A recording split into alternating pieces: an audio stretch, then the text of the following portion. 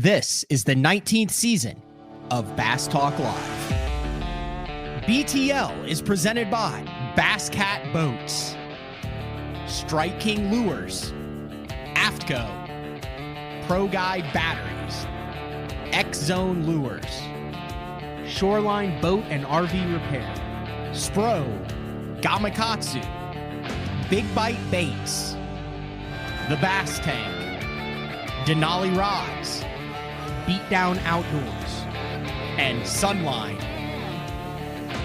BTL coming at you.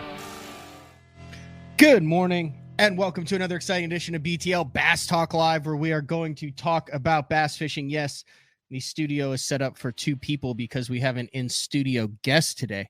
None other than the one and only Scott Palmer from the Bass Tank. Scott is actually coming from the Bass Tank headquarters, so he will be here momentarily. All sorts of stuff going on at the Bass Tank. Like I said, they have been in the midst of a let's call it a revamp for the entire company, but some really cool stuff. If you follow along with BTL, you know Scott was on earlier this year. We kind of got ran off the water because of severe lightning, but really good at on the water training and understands electronics, the ins and outs of electronics, and is taking advantage of that with some new programs that the Bass Tank offers. So when Scott comes in, he's going to jump in the studio. It's been a minute since we've had an in studio guest, and we're going to talk about all that. Until then, I do want to dive into the Bassmaster Opens EQs, because just like there are some guys that are kicked out of the Elite Series, there are 9 new anglers that will be Elite Series anglers coming in 2024, and there's a number of guys that are pretty much dialed in as we head into the final Bassmaster Open of the 2023 season on the Harris chain.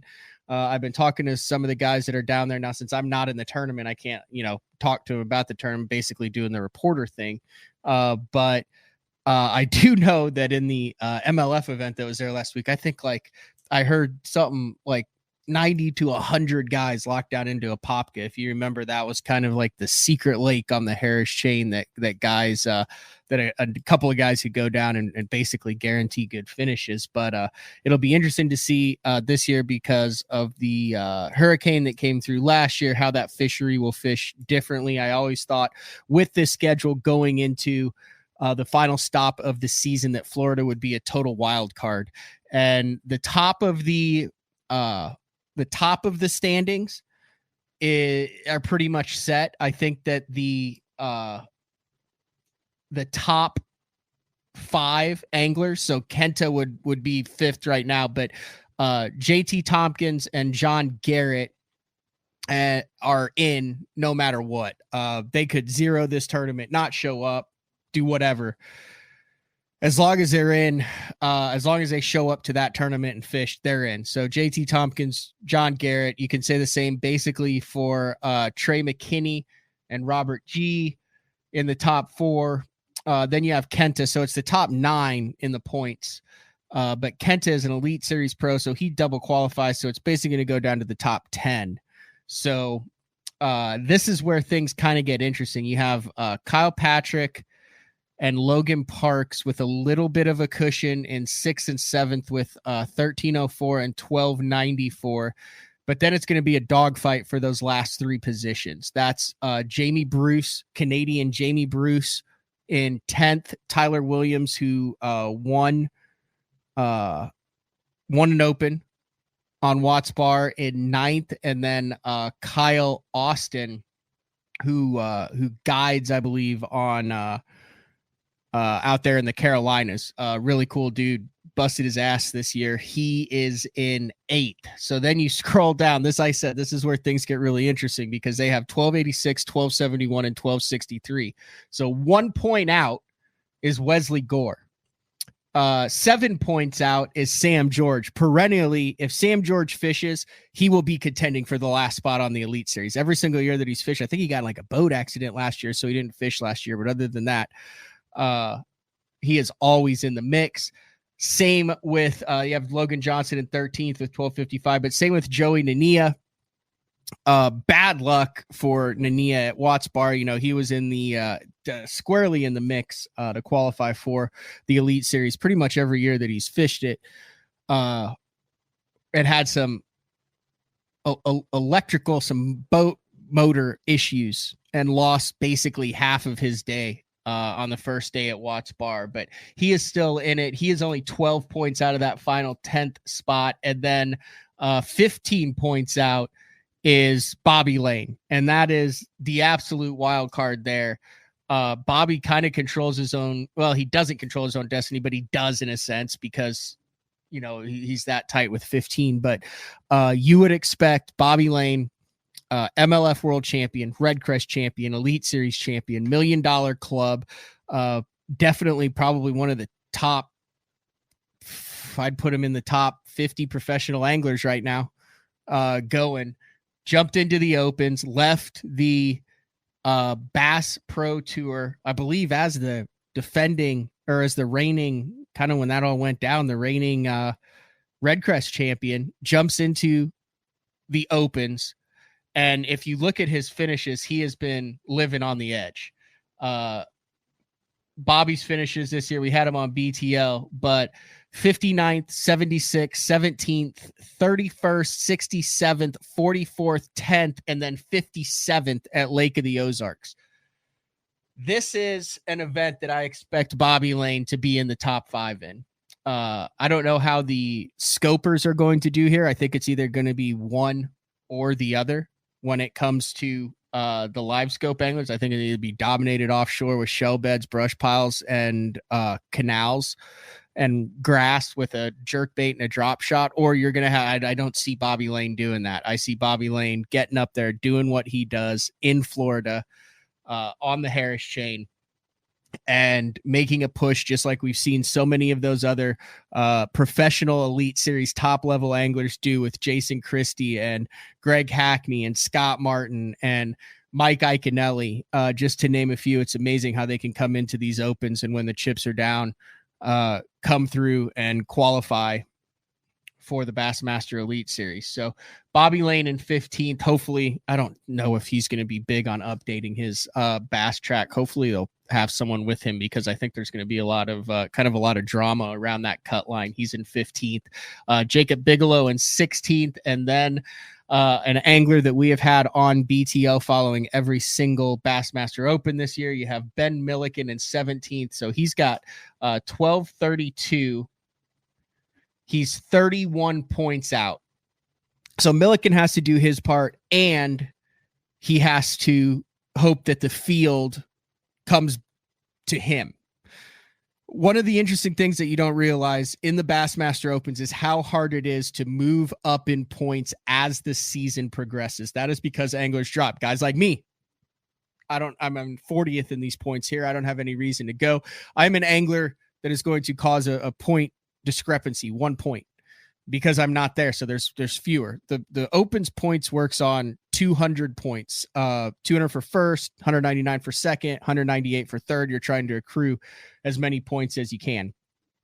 And when you only have 150, 160 boats in the field, then everybody gets at least 40 points. And when we start the season, you got 30 guys in a 235, 240 boat field, like when we started at Eufaula in Alabama, that showed up that didn't even get a point. They literally spent $1,800 plus all the practice, plus all that, did not get a single point. Now you're showing up and you're getting 40 points. So 100-point gap in the first one is much more, or as much as significant than a 100-point gap in this tournament. So it's really hard to make up those points because everybody is getting points. So like, you could make up 100 points very easily earlier in the year. Now it's really hard to make up 30 or 40 points. Plus you're also dealing with either at this point in the year, the third tournament, the last tournament in each division, and the last Open, you're dealing with guys who are having A, good years, and B, are locals and who understand the fishery. So it is really hard to make up points in this. I put Milliken, Brett Cannon, and Adam Rasmussen as pretty much 19 with 1221 to 1263, 40 some points. I mean, dude, you get down to Keith Tuma with 211. that's hard to make up.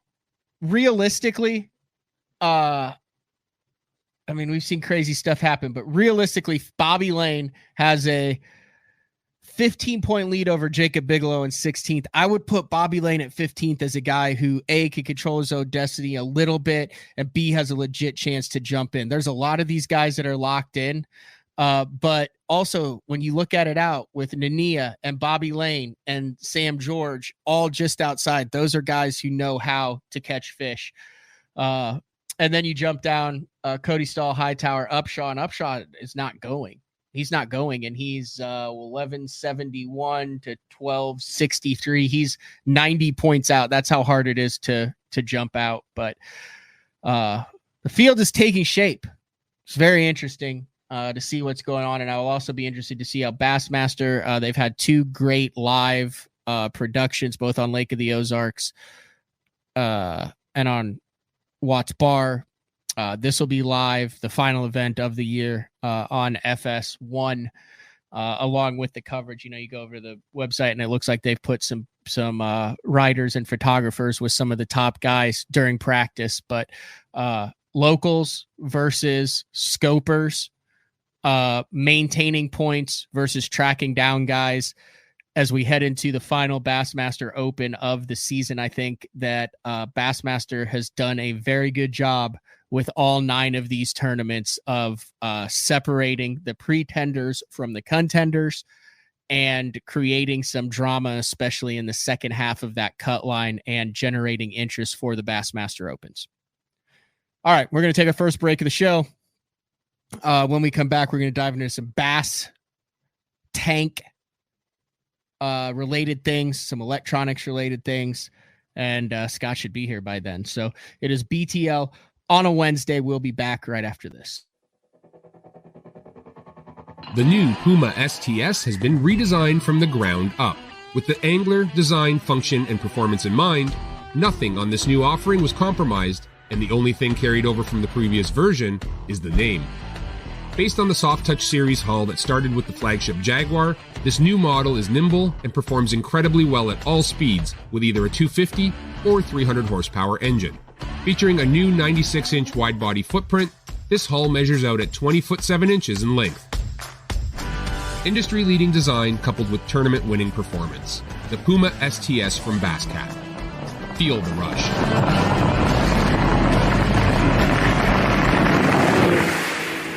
The great thing about the new Sensation soft plastics from Big Bite Baits, heavily scented, super soft, buoyant, comes in 7 great new shapes. I've got a couple of them of my signature series, the cliffhanger worm and the ramtail craw. Great for a flipping jig, football jig, swim jig, all that. Several other great shapes.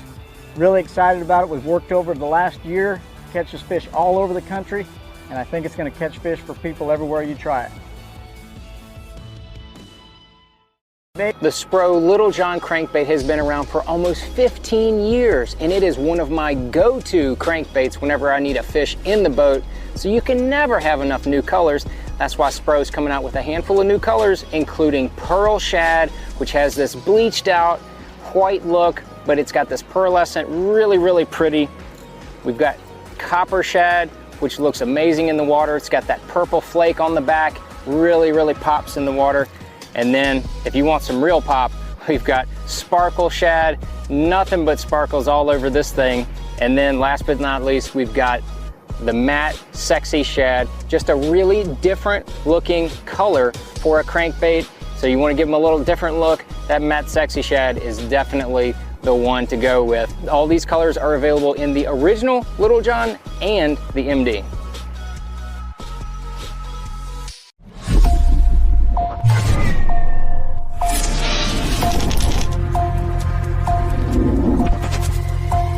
Everything you need, one legendary brand. Top on Strike King.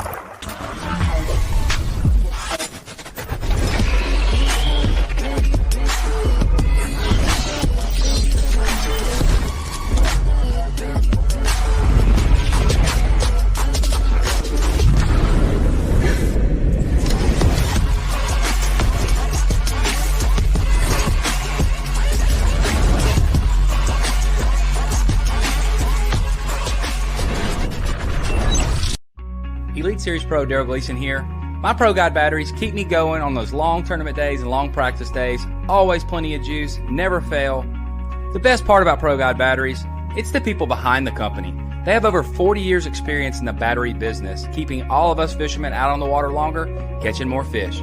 Check them out at ProGuideBatteries.com. Are you looking to install your own fishing electronics? The solution is the Bass Tank Power Harness. It takes the guesswork out of installation. No more voltage issues or interference. Designed by an engineer so that you can get professional results right there in your own garage.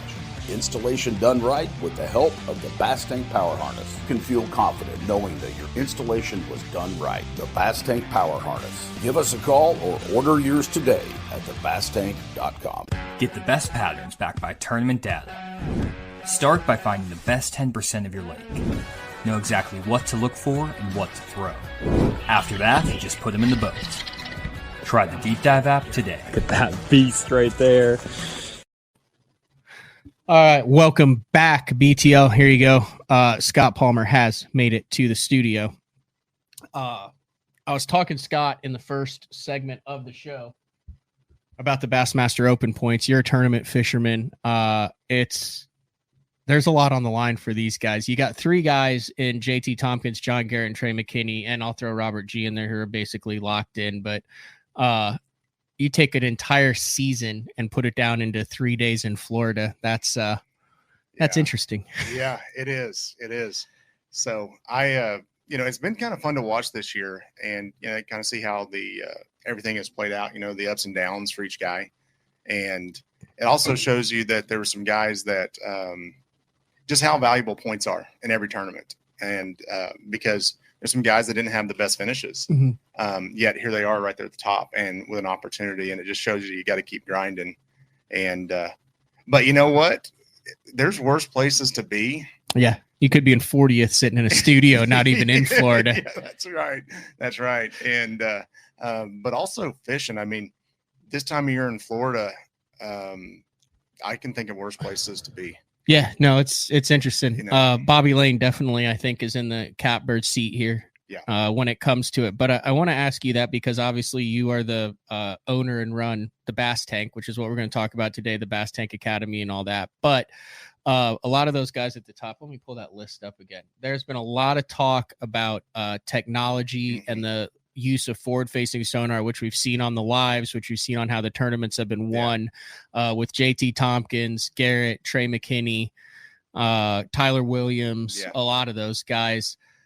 What are your thoughts on talent with electronics versus history on a body of water? Because really, if you look at, with Sam George and Ania, Bobby Lane, some of those guys that have been around a while that have fished Florida are competing against, some of these guys who aren't super. How do you think that shakes out in a tournament like this where you're dealing with elite electronic use versus a ton of history on a body of water? I go back to using just myself when I first got forward-facing sonar. And I used it for a year.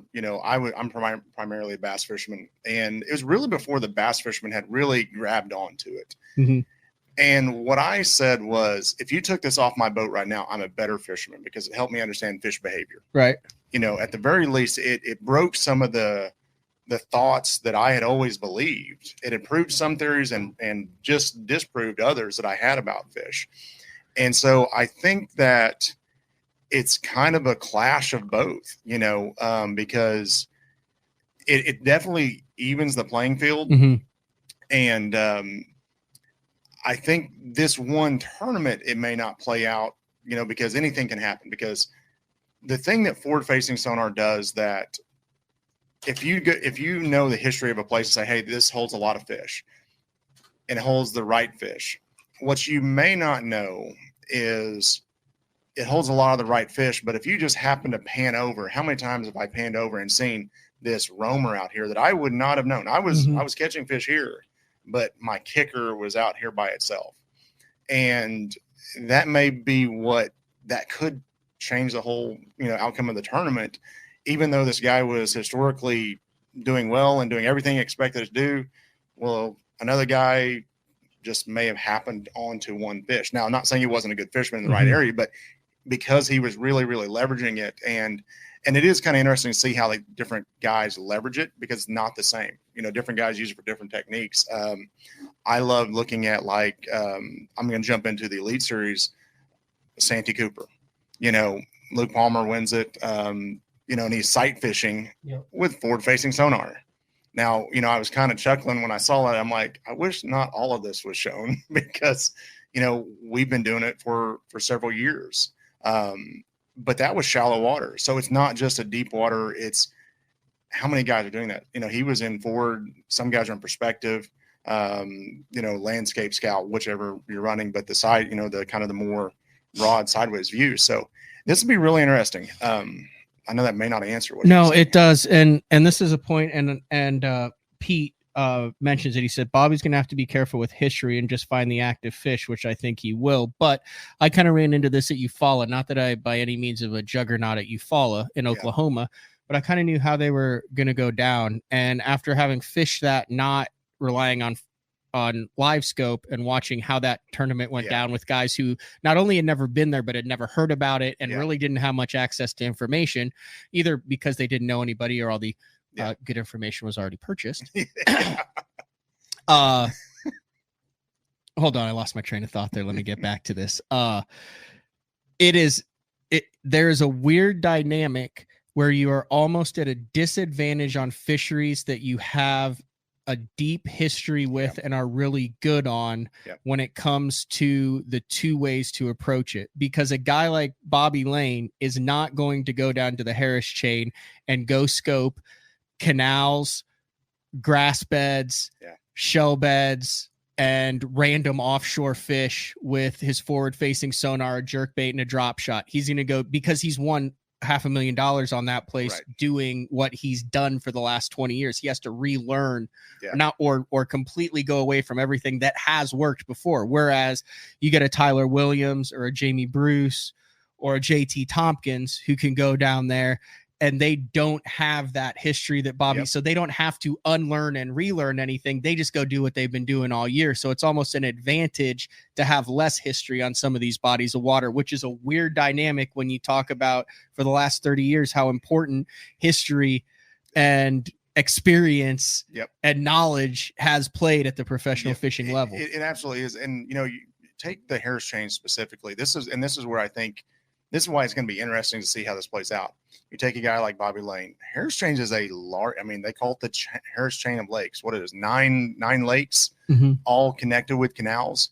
That is a lot of water. There is no way that one person, even using live scope and just being on max, can cover that water. Now, how much of that is productive and how much is that not productive? And so that's where the history could play in. Hey, Bobby says, hey, you know what? I know where these fish are. I'm going to go and I'm going to go do well. Can the live scopers, the forward facing sonar guys with no history, go run into those fish in this expansive body of water?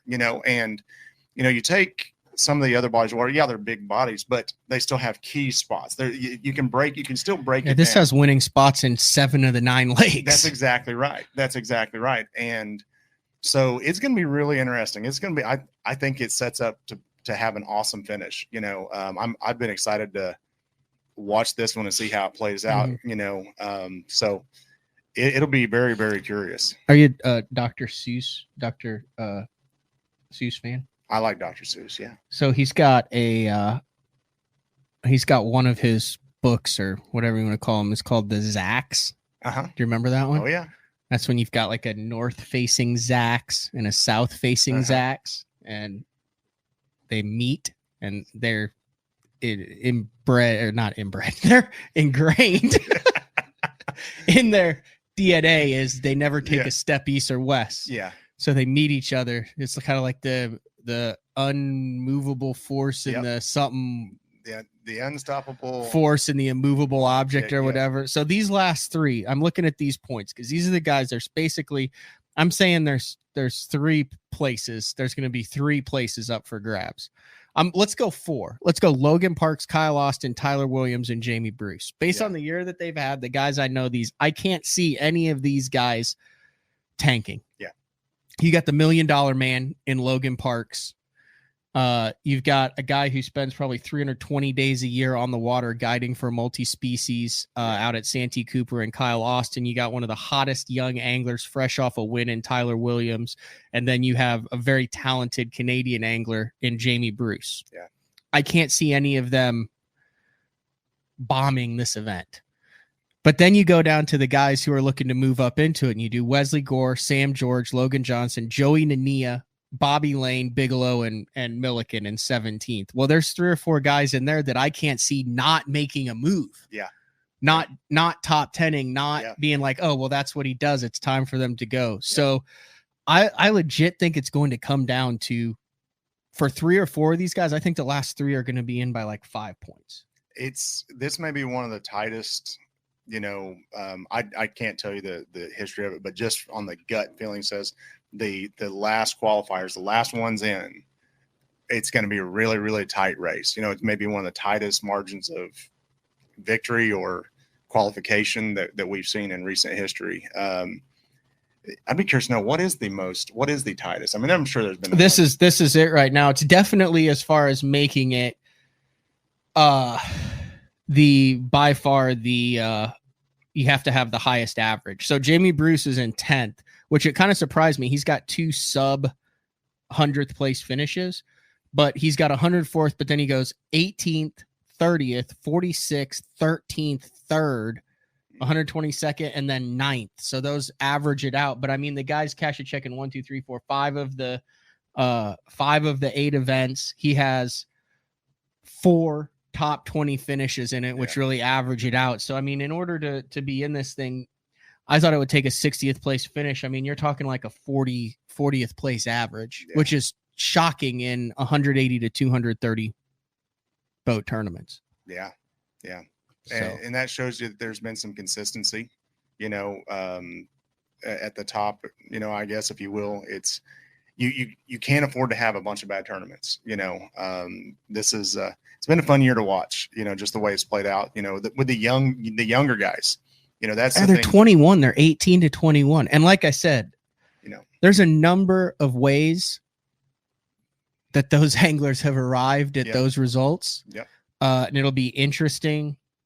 I'll say this. I won't take anything away from it because there's been 0 rule breaking whatsoever. I mean, they've done it above board. I know JT Tompkins, I mean, there's no other way to say it, works his ass off, is obsessed with making the Elite Series, spends hundreds and hundreds of days on the water, spends weeks at fisheries before they go off limits for the 30 days. And there's no substitute for time on the water, dedication, and being obsessed with a single goal in mind. Yep, that's absolutely right. But there's got to be something that's done, and with, I don't want to say information, with purchasing of information, with gathering information through Benjamins. Yeah.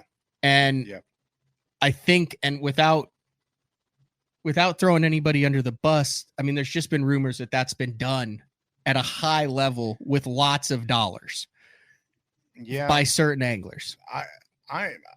I can't give you any specific examples. I'm not talking towards anybody whatsoever, but it's one of those things that I believe has happened for a long time. I'll call it out, and I may get some hate for this, but the reality is I suspect that this has happened. This isn't anything new.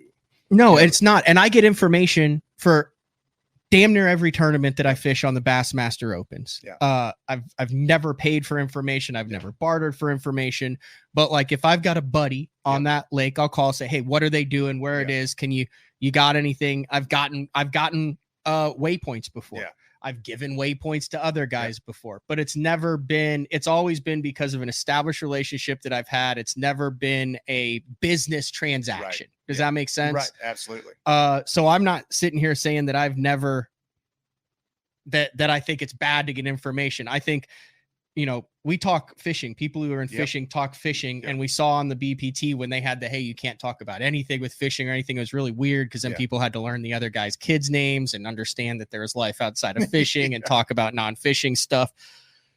But I think there's got to be, I think MLF has it. You cannot purchase or barter for any of it, but I don't think that exists at Bassmaster. It'll be interesting to see when the rules come out, if that is, that is a rule that is implemented going forward in the Bassmaster Opens? I could see it definitely having to make there has to be some changes made at some point, right? Like, we're both inside the industry, and I see things happening, and I see good things happening, and I see things that we didn't foresee happening, and so now we have to react to it. Yes. It's not that anyone purposely got here, but it's like, okay, if we want to continue to grow this, because you're going to reach this tipping point where you're going to start turning the casual observer, the people that we're wanting to encompass in this industry, we're going to start turning them off.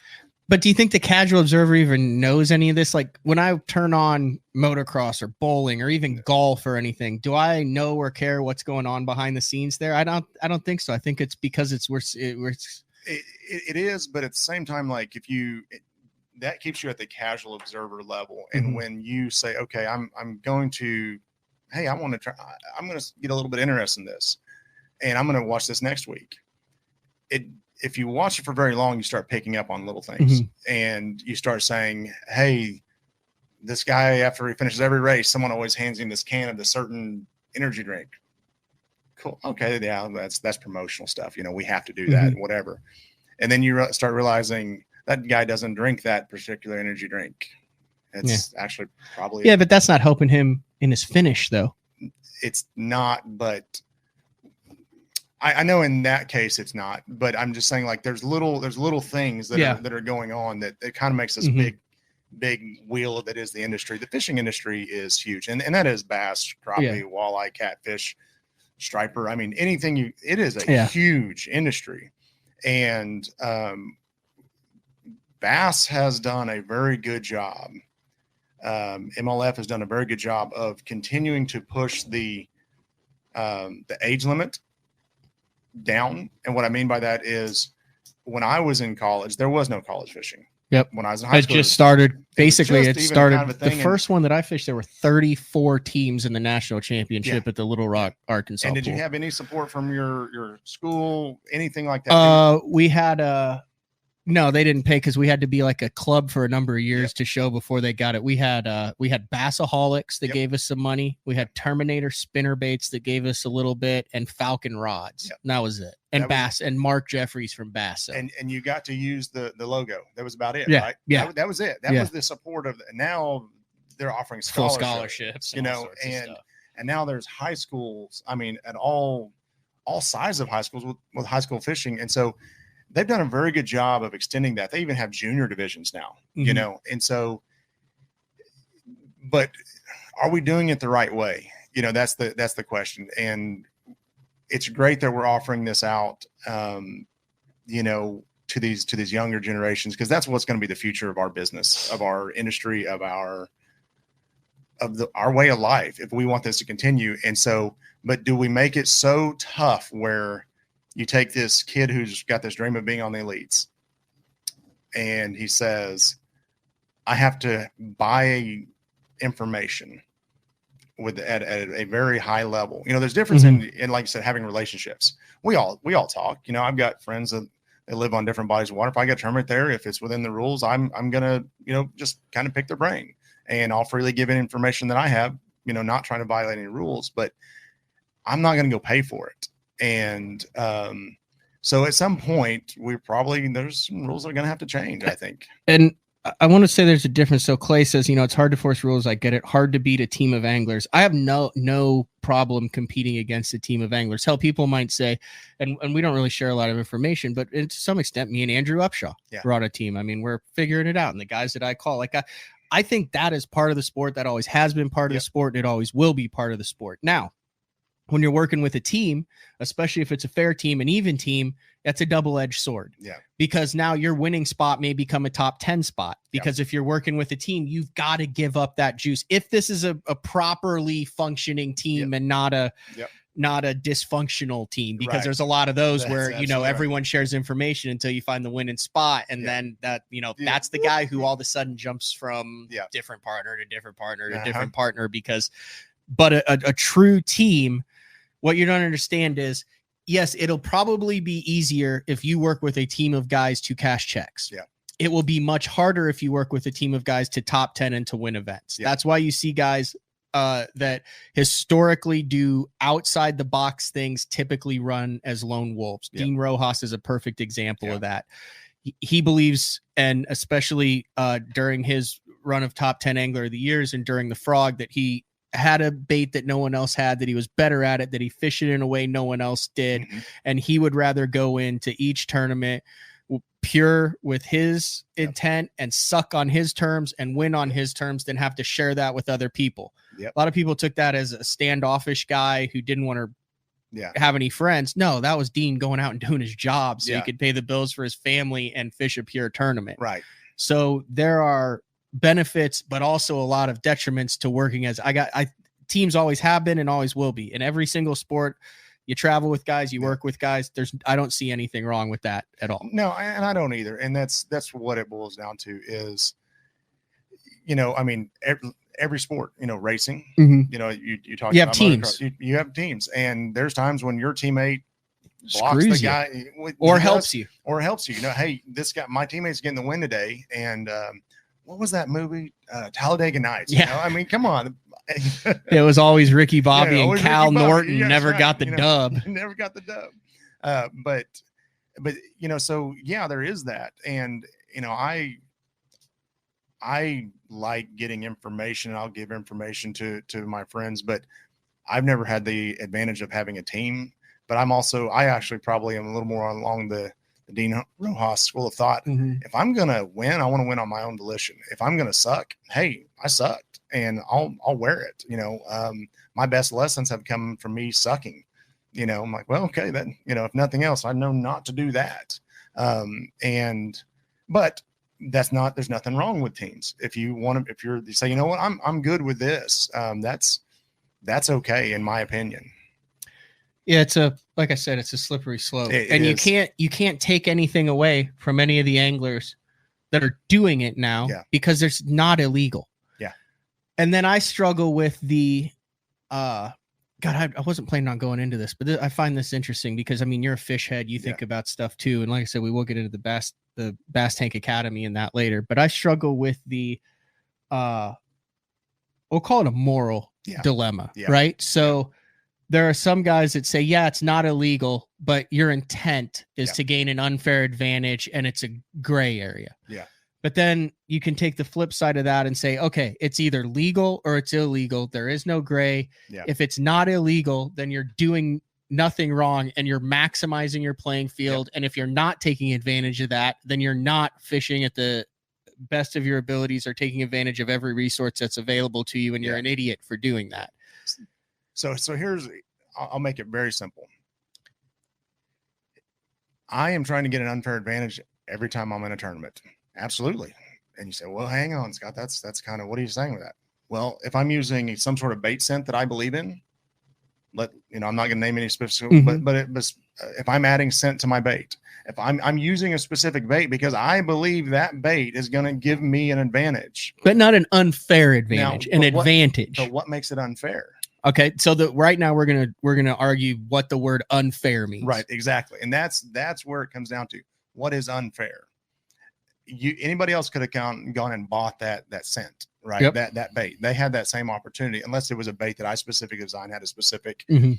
So is that unfair? Because now we're going to talk about, you said Dean Rojas had this bait that nobody else had. Is that an unfair advantage? Or knew how to fish it better, with the sumo. Okay, is that unfair? Because it wasn't. He's just well, why isn't it? Why he should have to teach me? Now we're getting to a socialist, economy where everyone has to share. But no, Jeffries used to talk about like maybe everyone should have the exact same tackle, the exact same rods. I mean, that would be interesting, right? But that's never been what the sport's been based on. It's always been based on this. And we couldn't do that because we would kill the industry. There's too many good companies out there that literally support this industry. And if we said, okay, you're going to use rod X and you're going to use bait X, this is all you can use. There are a bunch of companies that go belly up and it won't be long before there's no checks to cash. So as fun as that would be, there's a couple of those tournaments where, hey, you can only use this specific brand of bait. And that's kind of cool, going into it that's all what you can do. And those are very kind of like the Spro tournament, right? The Spro tournament, exactly. Those are one-offs. Rattle trap tournament. Those are fun to compete in. There was one that it was a buzzbait only tournament. Oh, that'd be fun. And you want to talk about like, oh, that'd be awesome. You know what makes it real fun? You don't have to think about anything. Yeah. Do I want to throw a half or quarter or squeak or clack? Squeak, clack, half, quarter, right. skirt, toad. Those are your three decisions. That's all I have to concern myself with. And so you just go fish. I mean, had 6 buzzbaits on my deck, and I'm like, this is how I like to fish. But so what is unfair? What is unfair? This is interesting. Gators Adventure said, I cooked in a barbecue contest that had a lot of rules. It's hard to enforce them all when guys are in enclosed tents, trailers, and other areas that are not open. No one knows what they're really doing. 100%. That's exactly right. And that gets into skirting around the rules, but and enforcement, because that's another issue. So what do you do with the gray area in fishing, Scott? That is the major question. We saw that MLF has a major perception issue when it comes to rules enforcement and cheating because of gray area. It's not because it's a non-legitimate organization or they've got a bunch of cheaters over there. It's because of the gray area that the perception is that everybody is either pushing or surpassing the boundaries. Or the majority of people, at least in my mind. That's a personal opinion. So I will use Major League Baseball as a prime example. I have got this book, and someone got, because I'm a huge baseball nut, and but I got this book, and it's about this thick, and it is rules of baseball you didn't know existed. Okay. And basically what it boils down to is, what is the rule when I don't know, Randy Johnson hits a bird with a pitch? What is the ruling on that? Is that a ball? Is it a repitch? Yeah. What is that? Well, you would have never had to think that until it happened. Yeah. And so you try to think of all the potential scenarios, but until it happens, you may not have a rule for it. But the minute it happens, where I think we're messing up is the minute something happens, say, oh my gosh, this is a gray area, it needs to become black and white. That's my opinion. Gray areas exist because there's nothing defined and no one's pushed it. But when something gets exploited, or we say, oh man, I didn't even know you could do that, and I can't find a way digging into an area, putting gas tanks along a 120-mile route, using a ladder to find fish, sinking brush piles the day before the tournament. Right. Okay, seeding fish. Now we need to define this, because we never knew someone would even think that way, because guys are smart. Fishermen are notorious for finding that edge, you know, and walking it in. Maybe they're off of it, but they don't know they're off of it. We saw that with the Poche over the last couple years with his little boat. And I'm not saying that Poche's done anything wrong. I'm just saying that little boat and what he's done in that little boat has brought up a lot of stuff that's never been brought up. And when it was last time, all they had to do was say no tunnel holes, and that took Ott Defo and the Douglas Lake thing out of question. 100%. And so that's the lack of saying, okay, we're gonna define this. Whatever the decision is here, we realize it's a gray area now. Maybe we can't make this decision, but this point forward, this is what we're doing. And I think that's what needs to happen, because guys are going to continue to do it. We can define, if this table represents the gray area, and we went in and found out that this whole gray area, there were things that fell into it, and went and defined everything in that. Guess what? Give it a year, there's going to be another gray area, because guys are going to say, okay, well, you define this and push it, and they're not doing anything wrong. They're just trying to go out and compete, because competing is hard. I mean, competing at a high level is hard. And, just going into a local tournament around here, dude, there's some sticks. There's some absolute sticks. And especially guys that, you think, hey man, why don't you go try something a little bit of higher level, because you don't belong here anymore. And it's because if you want to go compete, you're going to have to push the edge. You're going to have to find that edge and run it. Because our fish are being more pressure than they ever have. Fishing is at an all-time high popularity. And so you have to figure out ways to get to unpressured fish, or to trick fish, show them something they haven't seen before. And that's getting harder and harder and more creative, so yeah, that's my, we'll wrap this up. We'll wrap this conversation up, and then we'll take a break. We and can we'll go come back forever on this. and talk about the Bass Tank Academy. But after having this talk with you, this is really the first time I've ever mentioned it on the show, talked about it to this extent. Yeah. The word for me is unfair. And you started out by saying you're trying to gain an unfair, but I think you're trying to gain an advantage. There's a massive difference between you can gain an advantage, you can gain an unfair advantage. So, but again, I go back to what is unfair. No, but advantage, you're trying to gain an advantage. An unfair advantage to me would be in a scrupulous or underhanded way. Do you have an example? Yes. Okay. An unfair advantage would be, okay, you can get information from public websites. Okay. So yep. You have a 30-day off limit period. Okay. But 2 days before practice starts, there is a quote public website that goes up. And if you know the address to this website, it has a list of GPS coordinates, and it is a public website for a day and a half. Well, there's only specific people who know of this website. Yeah.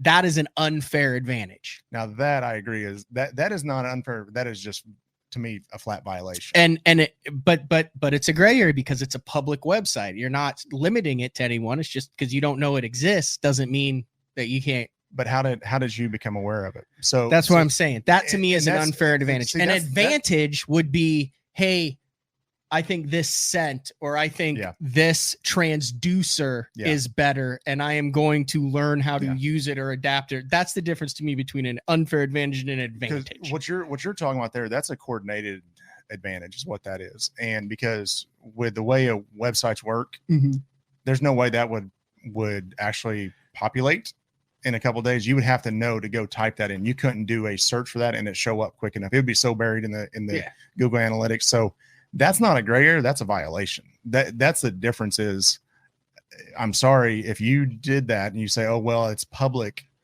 It is, but it's unknown. And you were purposely given that information. Show how many visits were to that website. Show how many times that was indexed. There's people smarter than me, way smarter than me on the analytics side of it. It wouldn't take very long to be able to see that there was only a few people who visited that website and knew about it, and they had to know about it ahead of time. You know, how quickly did they visit it after it went up? Yeah, I just think the whole sport is based on having an advantage over whether it's you sharpen your hooks more, you change your line. Those are all things to gain an advantage, to reduce variables. I think the word unfair in front of it is the key. If you're saying unfair, if your definition of unfair, and then that's kind of what I'm trying to get is, let's define unfair. If you're saying that it's unfair because no one else would have that access, you know, and I think that's what you're basically putting it, is saying, you know, because I go fish against, you know, Elite Series guy X, he's going to have an unfair advantage in a one day tournament against me because he's a better fisherman than me. That's not fair. Why am I fishing against him? Well, the reality is it's just he's a better fisherman than I am, you know. And so here's the actual definition: not based on or behaving according to the principles of equality and justice. There you go. Unkind, inconsiderate, or unreasonable, not following the rules of a game or sport. So, but then that it was good until that last one, not following the rules. And that's where they say, well, look, we're following the rules. Okay. So unfair, not following the rules of a game or sport. That is why I think when it comes to God, my mind just went totally blank. What is the deal where they hook you up? Lie detector test. Polygraph. Polygraph. That was the word. When it comes to the polygraph, I think a lot of it, and I mean, I've heard that Bass specifically this is a question that anglers want on the polygraph given at the top level right now. This is an exact question, the exact wording of it. That anglers on the top level have told me is a question that has been inserted recently into polygraphs, which is, did you intend to gain an unfair advantage with your actions? And that covers a lot of things. Boy, that would be tough. Did you intend to gain an unfair advantage with your actions? See, I would fail right there because but the word unfair, and Scott, that's the deal. That's why I want to define it, because my definition of unfair is actually probably closer to just an advantage. But I'm wanting to, if I can run better equipment than you, I want to run it. But that's not unfair. That's totally fair because I mean, I guess what I'm getting at is, like, if I can have the best of the best and I can limit you to the worst of the worst, I'm going to do it. I mean, if you ain't cheating, you ain't trying, right? I disagree with that. There's a difference. I mean, you run an entire company based on it gaining an advantage by understanding, and learning, that's right, and teaching. Yeah, that is not an unfair advantage. And that is called homework. Right, and that's what it boils down to. And that's why I say, and I know you're playing devil's advocate. I am very much so. I'm very because I agree with the true definition of unfair advantage. I 100% agree with that. Yeah.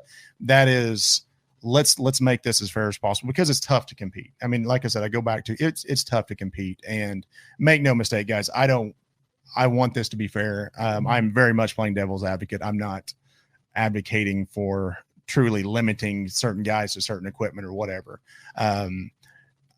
I do believe that the unfair advantage, especially what you said, you know, that is a prime example. And I don't even think that's an unfair advantage. I think that's cheating. Yeah. I think I don't know how that's even a gray area, because it would be, you know, okay, so this is how you fix that. You can't access information, and guess what? You're going to cut your face off pretty quickly. And this is accountability. This comes down to accountability. Show me when you got those waypoints. Now I've got to keep a file. I've got to keep a file download to show the date that I obtained those waypoints, and say, okay, are those outside the 30 days off limits? If they're not, whatever the off limits, whatever the off limits is. And if you see this download that was 2 days before, sorry, you should have done your homework before then. Anything else you should have been, you know, during practice. Okay, fine. That's going to show up on your unit, but I'm talking about download file for this waypoint, because if you go to a public domain and download that has to get to your unit. And so there's going to be a trace log there. And, there's too much money involved, and the anglers are demanding too much. I'm not saying they're demanding too much money, but they're wanting to increase the money that they're putting in their pocket. So guess what? If you want more money, it requires more accountability. It does. So yeah, at the end, I agree with you. You know, it's a never ending. And I guarantee they were having these discussions in the 1970s with Roland Martin. Yep. And not that, but I mean, Roland was he pushed the boundaries. Yeah. He also won 9 Angler of the Years. Yeah, absolutely. He's also one of the greatest legendary bass fishing Hall of Fame members that have ever been. So yeah. It's an interesting discussion to have. And I do feel like, especially across all the platforms, there's more and more people that are talking about it instead of having a kind of bass fishing's dirty little secret. But like I said, I don't think no information is the answer. I don't think it can be no information. I don't think that's enforceable. I don't want it to be enforceable. I think you should. Hard to enforce. I think as you get into it, you earn relationships but like I said, there's a difference between a business transaction, for success, and a process for success. So I'm gonna throw something out you, and this is just a theory that I have, that as an observer, kind of from the outside. I've watched the opens and, you know, the elite series, and you start seeing guys that tend to generally finish together. And what I mean by that, their finishes are similar in location. Yeah. And then you start looking at it, you're like, I started kind of tracking a little bit, and I said, I think they travel together.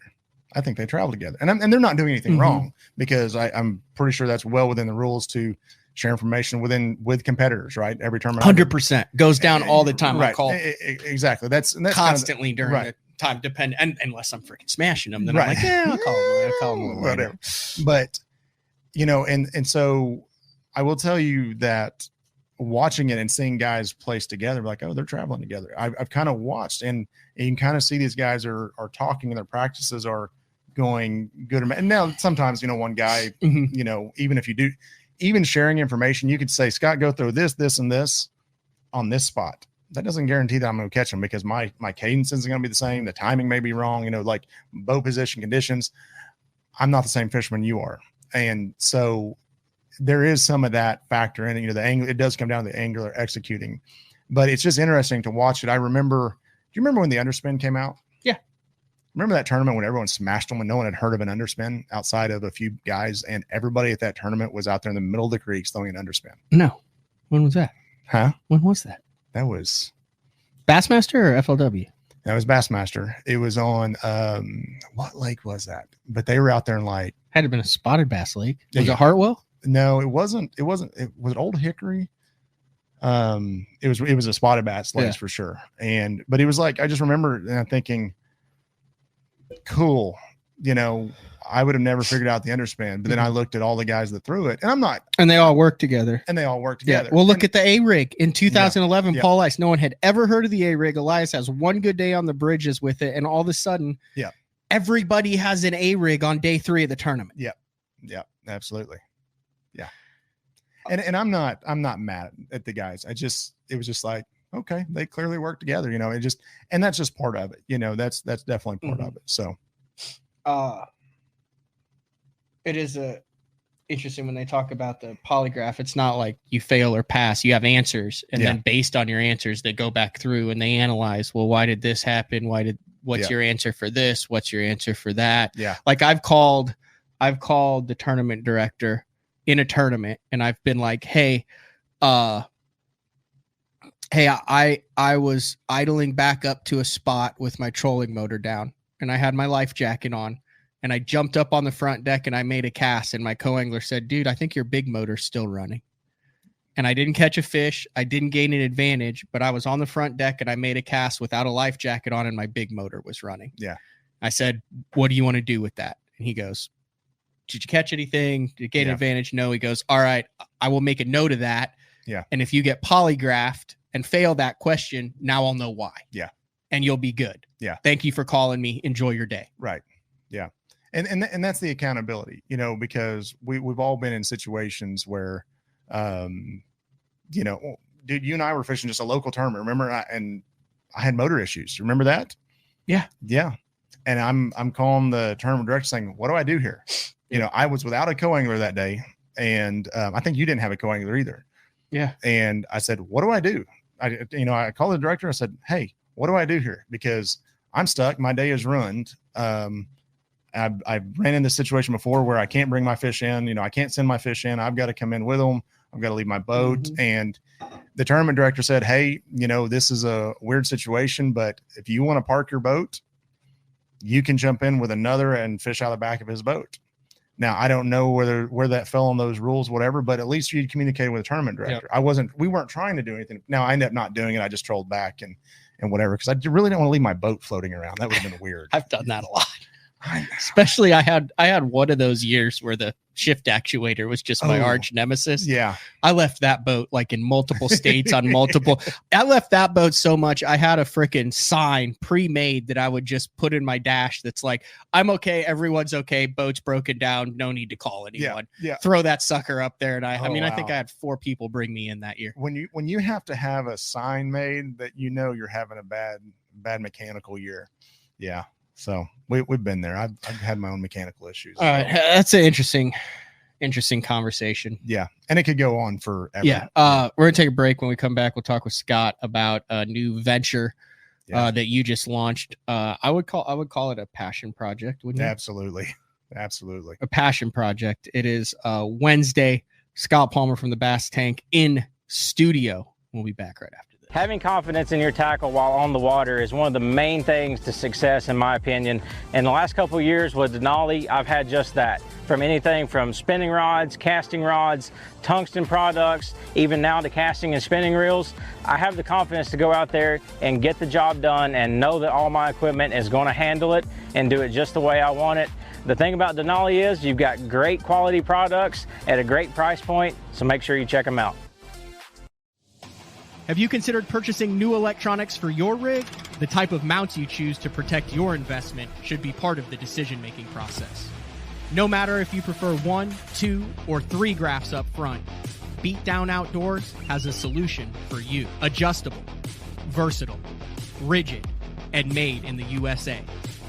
What's your ultimate electronics setup? Check out the full selection of Beatdown Outdoors products by visiting beatdownoutdoors.com. Shoreline Boat and RV, dock rash, storm damage, collision repair, that deep scratch or gouge from trying to access that secret creek. Shoreline Boat and RV can get your prized possession back in mint condition and looking good on the water, fast. All repairs are done in-house, so they're able to get your boat or RV back to brand new quickly. All Shoreline's work comes with a rock-solid warranty. Find out more at shorelineboatandrv.com. Kansas City, Austin, and Tulsa. I'm the kind of guy that never leaves a house without a pocket knife, and Gamakatsu's come out with the EDC series of knives. EDC stands for Everyday Carry, so whether you're on the water or off, you can always have it with you. The best thing about it to me is that assisted open feature. With this D2 blade, you've got it right here at your fingertips, so if you can't find your scissors, you need to cut a knot, you need to cut your braid, you've always got it.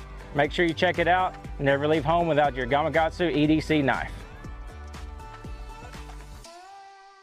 Born in Japan, using technology, innovation, and precision, Sunline produces the widest selection of fishing lines at the most technologically advanced line factory in the world.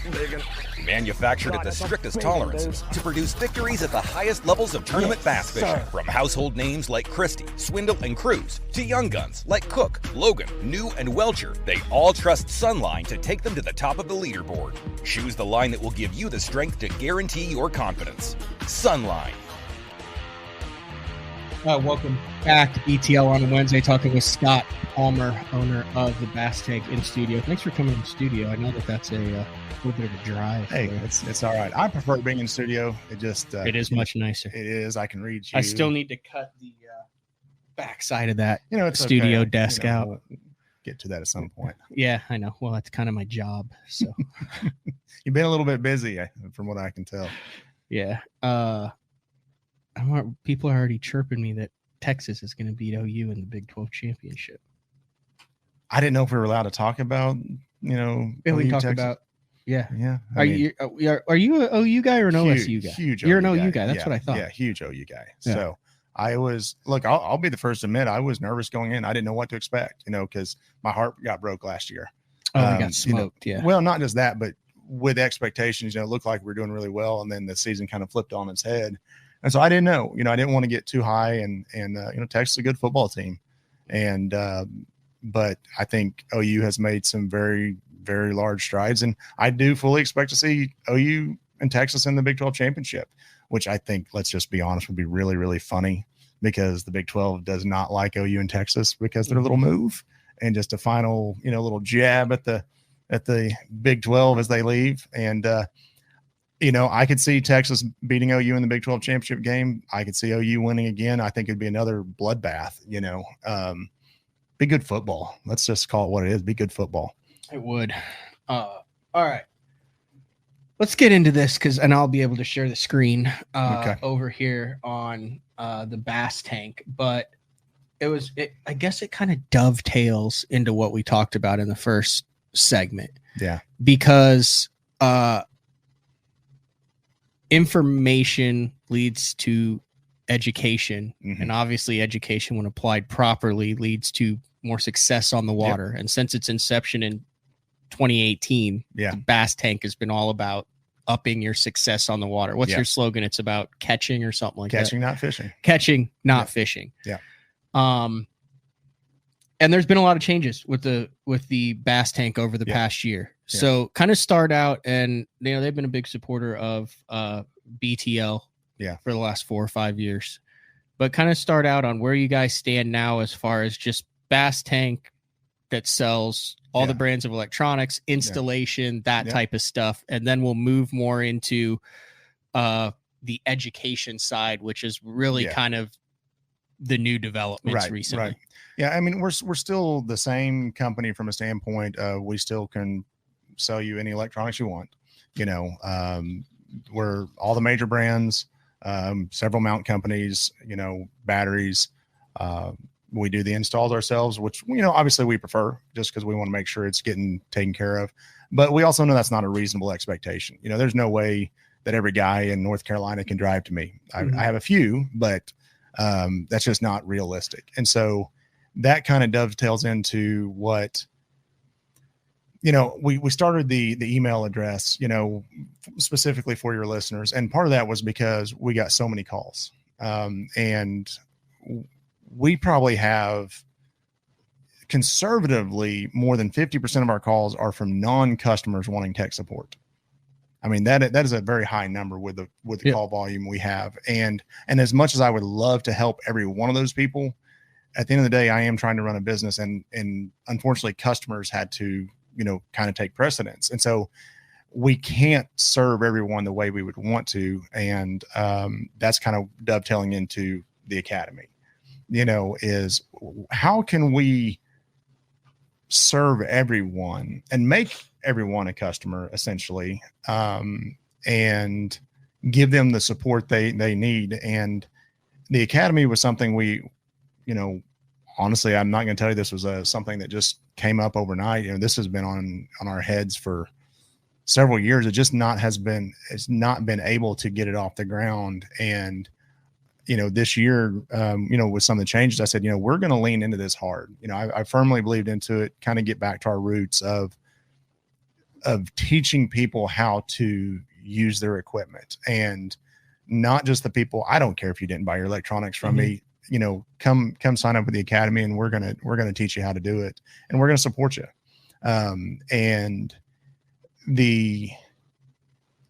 I say I don't care. Yes, please buy your electronics from me. But I'm saying if you didn't, I don't want to. I don't want to isolate you. I don't want to isolate you and make you have to be a bad person, because some people just don't know about us, and so it's that's kind of what started this. And so I made the announcement at ICAST that we were launching, and we're a little bit behind. We were ready to go, and then we ran into a couple of things that kind of like, oh no, but we finally got it to go live. We did a little bit of a soft launch, saw a couple bugs. Anytime you launch something like this, guess what? There's going to be quirks. And so we got the majority of those worked out. And this week we've really been pushing, having some good success. Again, as more users come in, we're finding a few little things to tweak. And so, one of our big deals on there was we did an installation course, and there was over 25 hours of raw video footage of doing an install. Okay. And now it was my boat. It was we chose to do that one because it had nothing installed on it, so we could start from a fresh. Yeah, I thought it'd be the best video quality, but we broke that down in about 3 hours of. And one thing that I was real adamant about is so many times it says, hey, now you do this, and it shows someone getting ready to do something, and it shows you the finished product. It doesn't really actually show you doing it. Look, we're showing you how to drill holes, and literally watch us drill a hole. You see several times in the video, me struggling to push a wire. That happens. Like, we're not immune to it. And too many times, I've seen these videos that like, oh, then you push this wire through, and it's like, cling. The little chime and the wire magically. No, that's not how. I mean, I pushed it from one direction, couldn't get it. Tried pushing it from the other direction, couldn't get it. Ended up pushing it from the original direction, and it went in perfect. And you saw, we show that. And the whole mantra is we're not hiding any secrets. We're going to show you the good, the bad, the ugly. And we do this every day. And so that was a big one for me. And then we've got that's for the annual subscription. You get access to everything, install course. And then, as we develop more master classes, those will be available as well. And then the monthly, you don't get access to that, but you get the other me going into nerd mode and my guys. And, that's going to be pretty fun in itself. We've got a lot of videos in the chamber ready to drop and do. So it is a subscription based service that you do you can go to the BASSTank.com. Yes, theBASSTank.com. And click on it, or you can go to theBASSTankAcademy.com. Correct. And click on it. And then we didn't get a chance to go through this, so we'll just do it live. I do it with every other company that has this. That's fine. There's like a link deal or something that you get a discount if you do it through Bass Talk Live. So right now we're doing an introductory rate. Okay. And so normally the monthly is $24.99. Yep. Right now we're doing an intro rate of $9.99. And that I'm probably being too cheap on that because it's going off like hotcakes, and then the annual is $249.99. We're doing it for $149.99 right now. Okay. So it is rocking and rolling now. if you are already a Bass Tank customer, you should have got an email from us, and we're giving you an even deeper discount on that. So check your email, sign up through that link. Because and go to check your spam and junk too. Check your spam, junk, all that good stuff, because we definitely want to reward our existing customers, but also offer something to guys as well to come in. And then, through your link, hopefully you've got it pulled up there. I'd like you to go, if you're here, go through his link, because I'd like to know. I'm going to put the link in the YouTube description, but I wanted to make sure, we'll wait till after the show. I wanted to make sure I had the right link in there. Yeah. Because it went to like my affiliate page when I did it the first time, and I don't know how that stuff works. Okay. I'll make sure he's set up right. Yeah. We might have to hit the Cracker Barrel and then come back and do it. Yeah. We'll make sure it gets set up correctly from that standpoint. But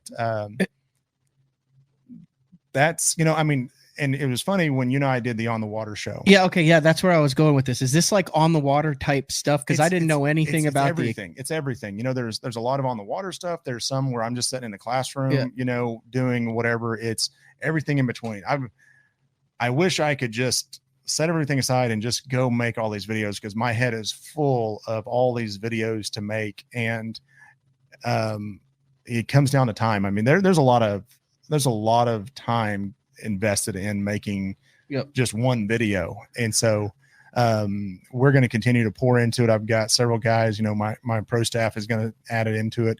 We'll get into some fishing, tips, sure, but that's not the main focus. The main focus is absolutely electronics, installation, just deep stuff, not just.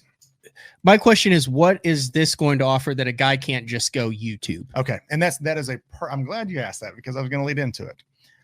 I'm not going to sit here and tell you that all the information that I'm going to put out there is not on YouTube somewhere. Okay. But good luck compiling it together. That is the big deal right there. Yes, you can go find a blah, blah, blah. We did it. I gave some subjects to kind of a test group, and the average time it took for them to come back with a halfway close answer was over a week. It took them over a week to find information. I think this is what I'm looking for. And so you're going to get several different levels, because I can't talk to everyone. And what I mean by that is, a lot of times I talk to you, I see the glossy eyes. Yeah, that's just me in general. Okay. Well, then, but that doesn't mean that you can't get to where I get off in the weeds. Right. And so I understand little bits. Like if you tell me, if you talk for half an hour, there's 3 minutes of it that makes a lot more sense when it's done. So that's valuable to me. Absolutely. Absolutely. And so I'm definitely going off, and this has been part of the other problem is on social media, I get like 30 seconds to a minute. Yep.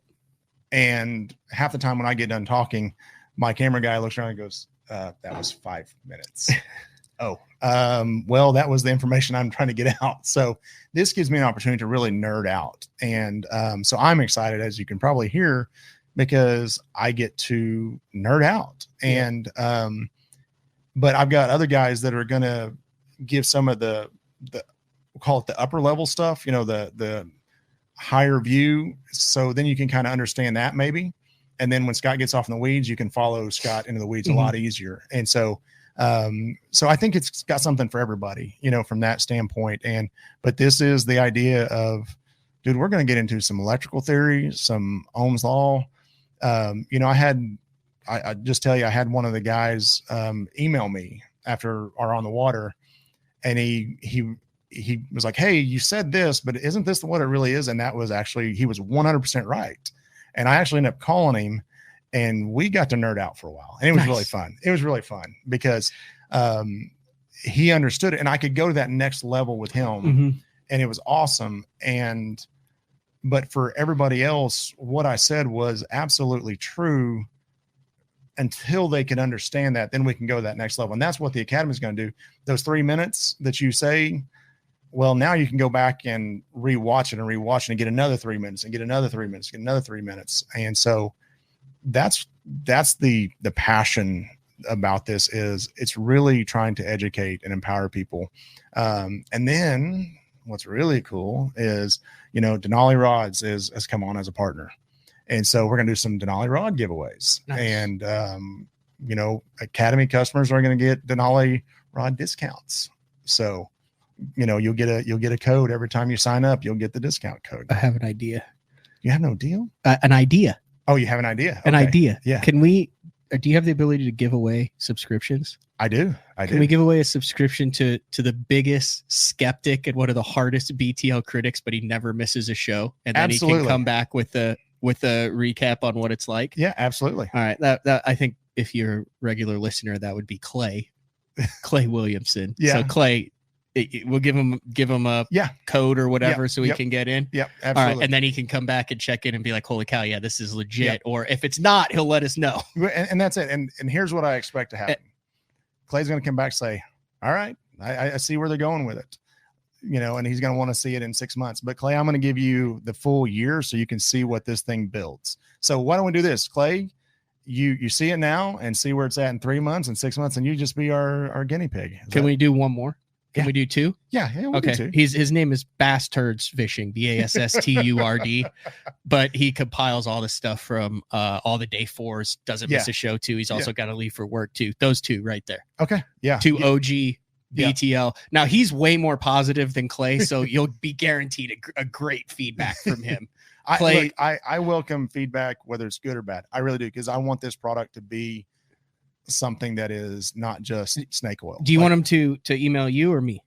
Email you. Okay, Matt at Clay. I'm very positive. You're also a little bit of a critic, but that's okay. And so both of you guys email me, Matt at basszone.com, with the Bass Tank Academy in the subject line. Yep. And then I'll send you guys a. He wants to know, how will this help with my Helix 5 GPS? Not yet. It won't yet. I'll just flat tell you, it won't yet.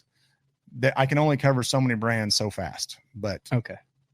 But I take that back. That's not true. There's some generic stuff in there, non-brand specific. I mean, if he's just wanting GPS, or is he wanting the whole Helix side? I don't know. But see, Clay, stuff like this is where he said, I have no business doing anything with real electronics, but you can learn about real electronics now. Yes, you do, Clay. Come to the dark side. Come to the dark side. Yeah. He says, well, this is Bass Turds Fishing. What is his first name? I know he sent me stuff before. I hate saying that on the podcast because then everyone's like, what? Yeah. He's got a 2002 G3 Deep V aluminum. Nice. All right, let's go. That actually sounds like a pretty sick little boat. Yeah. You can do that and take that up north. You can do a bunch of stuff. 100%. Yeah, I know his last name is Turdo. I think it's Scott. Yeah. All right. Well, see, the other cool thing about the Academy is we have the ability. We're going to have the ability to have forums inside of it. I mean, listen, guys, this is relatively new, and so there's features that I have planned that are going to continue to get added to it. But I'm not going to tell you that I did not leverage the emails that I got from this very show, because I would see several questions like, hey, this is something I need to do a video on. And so I absolutely did, because you got over 100 emails, didn't you? Oh, so the last time we did it, I don't know that I've even gotten back to everybody. That's how many. I couldn't keep up with it. Which is awesome, because that's BTL listeners. 100%. And shows the value of BTL and the education level. Absolutely. And how much and I apologize if I have not got back to you for guys from the last time I was on here. I apologize. It is on my docket. I promise you at some point I will get back to you. But I was really excited. I mean, I love it. When I see that thing blow up, I'm like, cool. Can we give away a subscription every month for the rest of the year? Yeah. That'd be 3 more. Yeah, let's do it. Okay. Yeah, let's do it. I'll get you a code, or you can send me their names and email addresses, and I'll just sign them up and say, here you go. You still doing the screen cleaner stuff? Absolutely. Yeah. We'll do a subscription, a screen cleaner, a microfiber cloth. Yep. Yeah, we can do that. Absolutely. All right. Why not? Christmas comes early. All right, we'll do that. Like I said, I've been showing the Academy and all that. So when it gets down to it, then under the coupon or under the code, is that where you put the BTL stuff? No. So when they just click the link, you'll know that it redirects. Yeah, okay. Yeah, that's how bad I am at this. Yeah. Like literally, I have codes for Omnia, Pro Guide, bunch of other stuff, and I'm just awful at it. Yeah, I'll get him. And that shows the value of the show too, which is absolutely hilarious. Yeah, don't it worry. Is what guys. it is. I'll get him squared away. Don't Jeffries was anti any of this stuff for 15 years, so I'm learning with the times, just Yeah. like it is with the electronics. Okay, I do have to ask you this because this is the hottest thing going. You are an electronics store company education. It was asked earlier. What is your take on this sudden rush of anti-technology at the top level of fishing? As a guy who makes your living doing this, what's your take on all this? What do you think will happen? What has been your experience with it? And what do you think should happen? All right. We're going to step on some toes. You good going there? Yeah. I mean, might as well. I mean, I'm not stepping on toes that are, I'm good. Okay. Let's go. So as far as the rush on it, I think there's several things going on. I think the guys, I'm going to call you out. There's the old dogs that have done it for years and are very good at it. And they're having a hard time changing with the times. I think that's what it boils down to.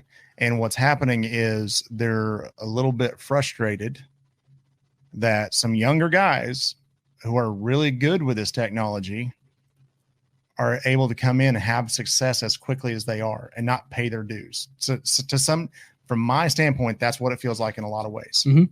And I'm not saying that's right. I'm not saying they're wrong. I'm just saying that's what it feels like. And I believe it was Upshaw who actually had a video, and I'll just use it. And I apologize, Andrew, if you get mad at me for it, but he said, we need to stop fighting each other and start fighting for better payouts. And I think he was 100% correct. All right, here we go. Here's the toes.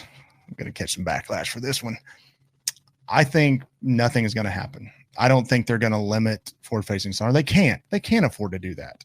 Are you seriously telling me that the top 3 brands that support these industries with the amount of money they put into it, that they're going to piss them off and say, hey, we're not going to let you sell. We're not going to let anglers use your best selling product? No, ain't going to happen. Ain't going to happen. At the same time, I also agree with Andrew saying maybe we should have a limit on how many electronics, because it is getting ridiculous. It is getting ridiculous when you see, even coming from a guy who sells electronics for a living. I sell. I mean, I've had customers come in, and I'm like, dude, at what point do you stop? Like, learn how to use this, and then we can see if we want to add this. But 3 graphs at the rear, 4 graphs at the front. What are you even doing with it? You've done 7 graph boats? Yes, done 7 graph boats. In Bass World or Crappie World? Bass World. You've done a 7 graph boat in the Bass World. This was not even someone who was really going to be fishing much tournaments. This was just a quote unquote weekend angler. Just wanted the maximum best. I mean, how many deucers is that? It was insane. And he wanted to know why he had interference. I'm like, dude, are you kidding me? You've got so much frequency going on, and that's $50,000 worth of electronics. It was dumb. It was dumb. And which there's nothing wrong with that if you afford it and you want to do it. And I'm not judging. I mean, dude, if you got the money, spend it. But like, understand you're going to have to live with stuff. There's certain things I don't run on my boat that I would like to have on my boat, but I just don't want to deal with the extra mess, plain and simple, because at some point it's too much. I want an area to fish. And a lot of that comes from seeing those Elite Series guys, those top level guys with all this equipment up there, and saying, okay, this is what I need to go fish. No, it's not. I run a 12 and a 9-inch screen on the front of my boat. You know why I run a 9-inch screen? We kind of talked about on the water. Smaller. I like my cat. It's up there at the front. I do a 10 and a 12, and mainly that's because I've talked to you, and for the past years, it's like, hey, this is efficient. This is what it does, and you can have 0 cords, and you hit 2 buttons, and you're good to go. Yep, exactly, and that's it. Because that 9-inch is good enough for mapping, and the other one never leaves live scope. If I want to do 2D, that 9-inch is just fine for 2D. I don't use side imaging up front. The trolling motor is moving too much, and so, well, okay, maybe I would want to have a 360 up there. But again, now I'm putting an extra thing on my trolling motor, another different graph, and so I do believe that there needs to be a limit. And I think that if anything happens, I could see a limit happening. And I think this is something that Upshaw mentioned in his video. And I thought it was a very good video, and And I do believe also, and I don't know who said it, so I apologize for not giving you credit for it, but they said we fight for the rules that fit our agenda. Yeah, and that's exactly right. The guys who want forward-facing sonar are going to fight for it. The guys who don't are going to try to say, well, this is why it's cheating. The guys who can fish all 9 fight for all 9 and 10 spots. The guys who fish 3 fight for 3. 100%. The guys who could jackpot want that to qualify for the Yep. classic. Absolutely. Everybody does it. Everyone's going to try to leverage it to whatever they're trying to fit. And that's just human nature. And that's human nature. And that's okay. We can have those discussions, but we have to just find that compromise. And I just don't see them banning forward-facing sonar in any shape or form. What limits do you think, as a technology guy, would make it to where you're not killing the technology? I think 2 graphs at the console is plenty. I think that's because you can have a side imaging, imaging and a mapping. Okay. Why do you need more than that? Let someone give me a realistic. Do you care if they're 16? I don't care if they're 16. I don't care about size. What if they're 32s? Now you're getting into a safety issue. At some point you can't. We're sitting behind. I mean, isn't there a big graph company out there now that's doing these TV graphs? They are, but you have to have a graph that's compatible with it, located somewhere in the. So then, to me, that would qualify. That would qualify as a graph. I got you. Okay, so you're good with 2 graphs at the console. Yeah, 2 graphs. Doesn't matter. What if you want 2 graphs at the console with live scope, with a live scope deucer on each power pole? And that's kind of where I go back to 1 forward-facing sonar, or 1 live on the front, or anywhere you want it. Yeah, you don't want it on the front. You want to move it around. You want to put it on a turret. You want to clamp it on the side and then move it back up front. You want to put it under the boat. You want to point it to the damn sky. Do whatever you want. Do whatever you want. And with that, I think you need to include 360. Now, 360 is not a true live sonar. Oh, you want to include it. So you either have 360 or you have forward-facing sonar. Yep. Because otherwise, unfair advantage. Hey, you can only have forward-facing sonar on there. Well, let's take a guy that's sponsored by someone other than Johnson Outdoors. Johnson Outdoors is the only one that has 360 and forward-facing sonar. Yeah. Nobody else has it. Yeah, that's true. So now it's an unfair advantage, if we want to use that term. But I qualify. It's kind of one of those weird. 360 is not truly live, but it's close to live. It's kind of that gray area. Yeah. So let's define it. Let's define it what it is. And what's the difference? Okay, what is the actual difference then between a slight delay and then? So you're saying you're wanting to make a decision. That's where I'm at. Make a decision. What about a couple of people on here have mentioned beam length? What about, hey, you got a guy who wants to put a saltwater on that's shooting 400 feet versus another guy. What if you limit the beam length to like 50 feet? No, I don't agree with that, because why? Okay, so number of units up front too. Number of units, 2 mapping forward-facing sonar 2 unit. 2 units. Use them how you want. So max 4 units, max 1 forward-facing live unit. Yeah. Whether it's Humminbird, Lowrance, or Garmin. Yep, absolutely. Are there any? That's it. Those are the 3. That's the 3 right now. And so that, to me, that would be a good starting point. Because that's what I run on my boat. The majority of your weekend anglers are going to be some variation of that. A lot of guys may run 2 up front, 1 at the console. That's reasonable, because at the end of the day, I'll call a spade. I'm not serving the Elite Series, BPT guys that they've got sponsorship deals. I'm not serving. Even if I was, you're talking about 400 guys. Yeah. But what's crazy, what you're doing is you're basically saying I am going to get less business because this is a copycat industry. Yeah. And whatever they do at the top level trickles down. Yeah. So I know for a fact that you have a lot of people who come in and say, hey, I want it rigged like Swindle. I want it rigged like Polinick. I want it rigged like Becker. And what you're doing is you're going to limit the amount of business, because now you're not going to see those $50,000 jobs on FS1 and Discovery Channel and on the live. Yeah. So there's going to be less emphasis in coming in and adding a bunch of crap on. Well, and maybe so, but this is the one thing you'll find out about me is I'm going to be honest, guys. I'm not a money grabber. I want your business. I'm trying to run a business, but I'm going to be honest with you. I'm going to be honest with you. We've turned down business because it didn't make sense. Like, they didn't understand why they were buying it. They just thought they needed it. And then when we actually sat down and explained it, they were kind of like, why would I need that? You don't. And that person would have absolutely, on multiple occasions, would have just bought that from us if we would have said so. And we're just not going to run our business that way.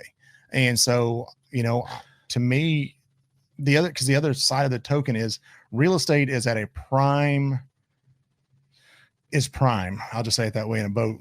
So if I add 6 grafts, even if I have 5 grafts, I have got battery issues, and there's only so many spots for batteries. Even with lithium. Well, we can go to lithium, but now we're talking about that price keeps going $5,000 up and up and up and up. And Yeah. that's exactly right. And so there's ways to do it. But boy, you have to start giving. And that's the thing. You have to decide what you're going to give and take. It's all a give and take. Aquaview. Yeah.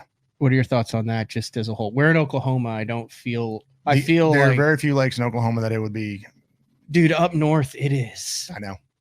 People don't fit. I literally talked to someone at the Open. Yeah. And they said, how's it going? And I won't say their name. Don't. Yeah. And they said, how's it going?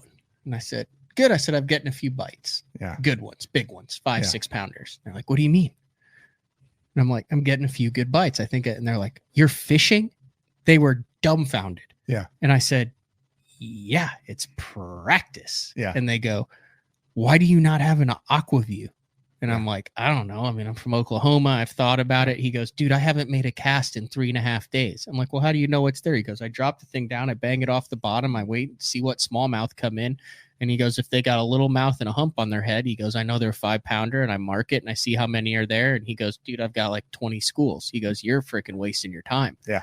And I said, well, how many of these? He goes, everybody up here is doing it. That's worth their salt. Yeah. He goes, we're not fishing at all. He goes, the first time I'll fish is tournament day. Yeah. And I'll go straight to that freaking school fish. Yeah.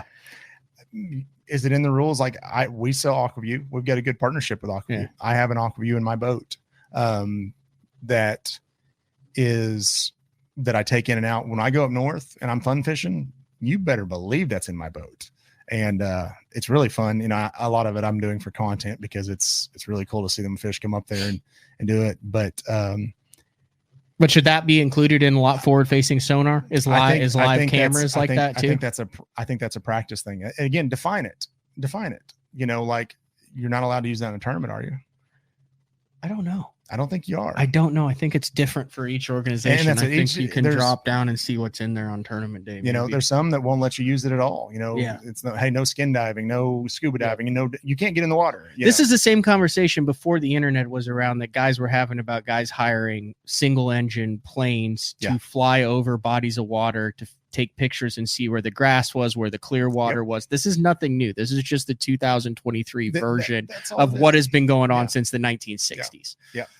To gain an advantage, not an unfair advantage, but an advantage to bring it full circle. Yeah, 100%. And so, you know, let's define it. You know, I don't think that truly fishing, the problem with using an Aquaview where I don't think it becomes an unfair advantage is you have to be pretty well vertical to drop that camera. You have to be on top of those fish. Yeah. And if you're going to try to fish for those, sometimes you can, you know, but if you're in 10 foot of water, now if they're on a bed, those fish aren't moving, you know? And so, then that becomes, we just have to define it's not like you can use that camera. Like you can't cast that out. Live scope. Right. Exactly. Although I'm sure that eventually one day, I mean, maybe not in our lifetime, but maybe so. And they could do that in 6 months if they wanted to.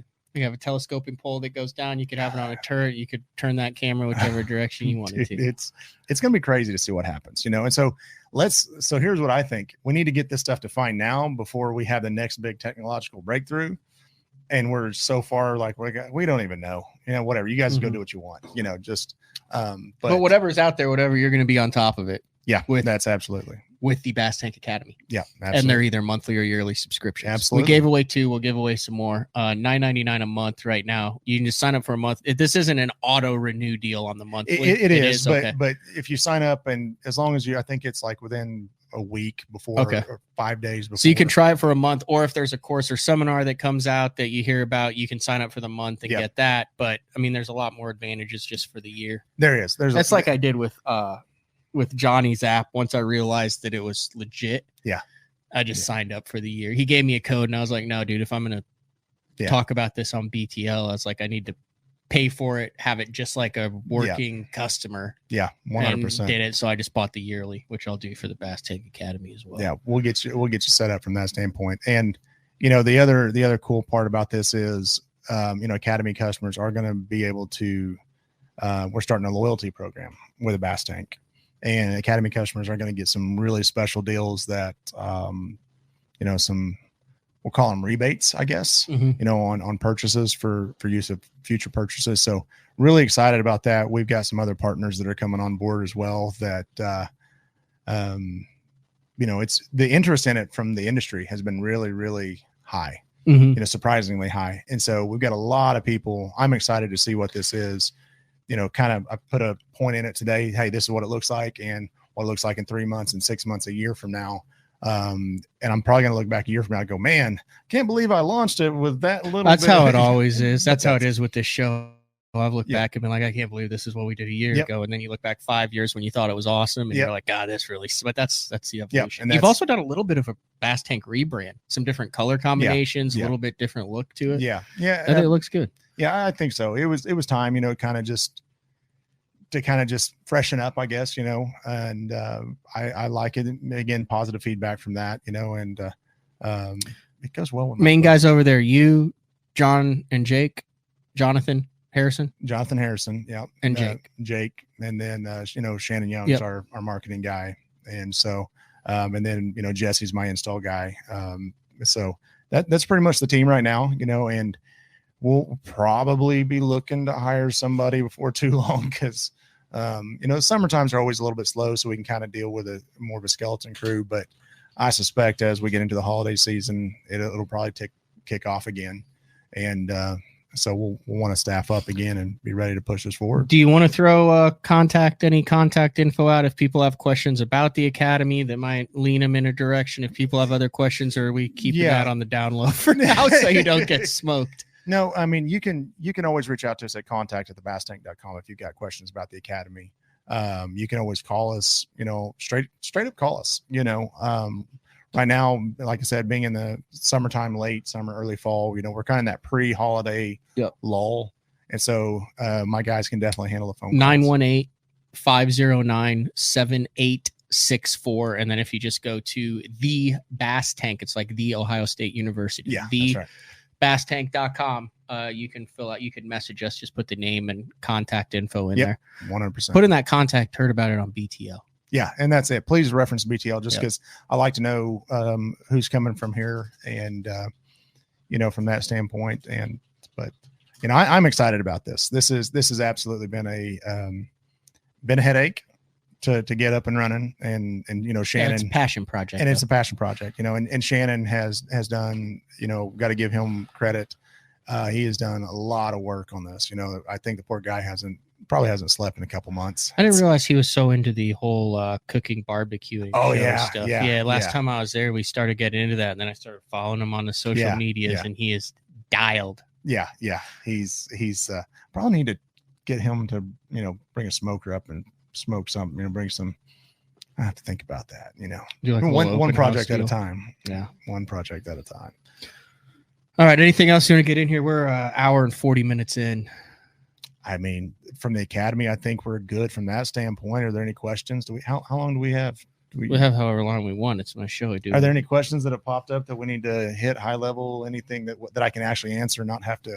Here's the deal. I think we're an hour and 40 in. I think we bring you back next month to actually do some content. Like the shows haven't been exactly what I planned. Like yesterday, I was going to have Jeffries introduce Ike. Yeah. And an hour later, I was like, okay, well, we got the show because it took him an hour to do that. Like I said, we went down some paths, but that's the beauty of this platform is we can go down a bunch of paths. 100%. Yeah. Then I say we'll come back next month and we'll do that. Yeah, we can actually dive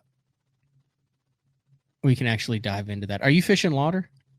No, I'm not. Look, the deer season are calling me right now, and that fall bite at some point is going to kick off where I really can keep that buzz bait in my hand. And so the idea is to kill a deer, get it on the ground. I just need one. Get my buck on the ground, and then I can focus on fishing the rest of the year. That never happens. It's always like December before I put my deer on the ground. And then I'm like, missed my fall bite. You do the, you have bow archery or? So I am. I had to get out of it. I had two shoulder surgeries, and so I got to the point where I couldn't pull my bow back. So crossbow. A couple years ago, I finally I got a buddy.